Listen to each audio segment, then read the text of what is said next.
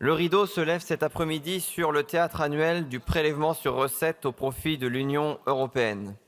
Les mêmes acteurs, la même scène, les mêmes dialogues. Chaque année, le petit théâtre européen s'invite à l'Assemblée. Théâtre parlementaire, d'une représentation nationale à laquelle on demande non pas de délibérer, mais de consentir, comme du temps des parlements d'Ancien Régime. Théâtre politique, d'une contribution nette que d'aucuns sur ces bancs nous présentent comme la seule et unique mesure de notre engagement européen. Théâtre démagogique, enfin, où se répète à l'infini l'accusation insensée que diminuer notre contribution nette serait sortir de l'Europe.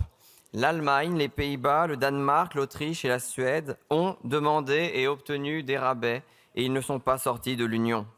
En 2026, la contribution de la France au budget de l'Europe s'élèvera donc à 28,8 milliards d'euros, en hausse de 5,7 milliards.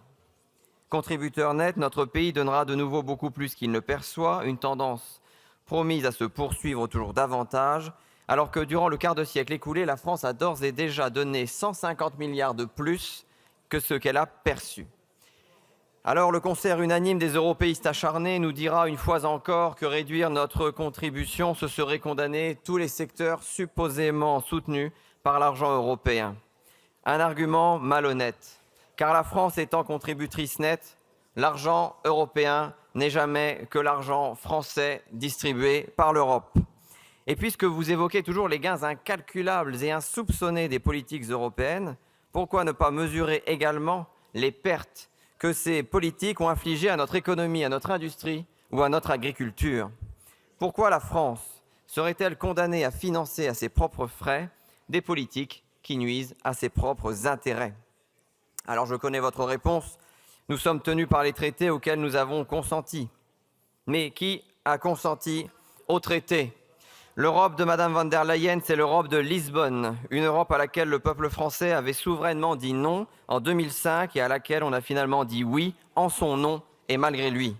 Les européistes pariaient sur l'oubli, le peuple s'était trompé, il finirait par l'admettre, la trahison s'effacerait, mais 20 ans plus tard, la trahison de 2005 n'est ni effacée ni oubliée, et au contraire, les trahisons des intérêts français s'accumulent.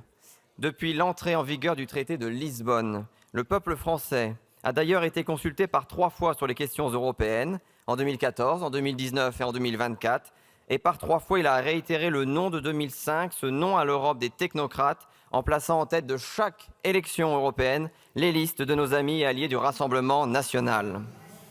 C'est donc dans la fidélité au choix souverain réitéré du peuple français que l'Union des droites pour la République votera en faveur de la baisse de la part excédentaire de notre contribution au budget de l'Union européenne. Je vous remercie.